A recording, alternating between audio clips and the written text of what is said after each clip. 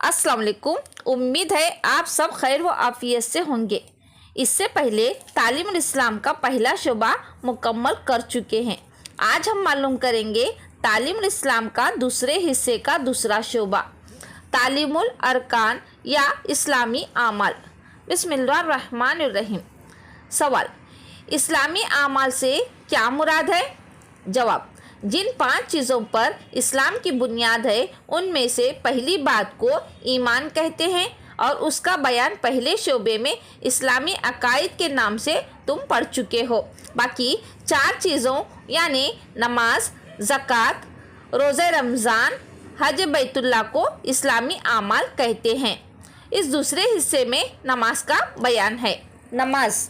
सवाल, नमाज किसे कहते हैं? जवाब, नमाज खुदा ताला की इबादत और बंदगी करने का एक ख़ास तरीका है जो खुदा ताला ने और उसके पैगंबर हज़रत मोहम्मद मुस्तफ़ा सल्लल्लाहु अलैहि वसल्लम ने बंदों को सिखाया है। सवाल, नमाज पढ़ने से पहले किन चीज़ों की ज़रूरत है?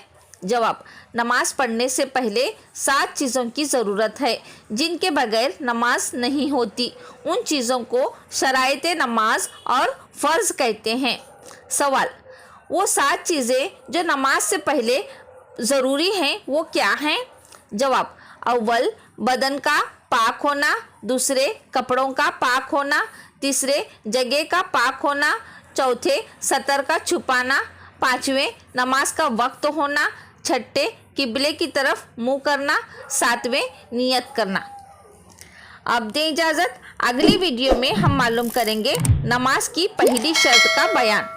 इस वीडियो को लाइक करें और अपने फ्रेंड से ज़रूर शेयर करें। अल्लाह हाफिज़।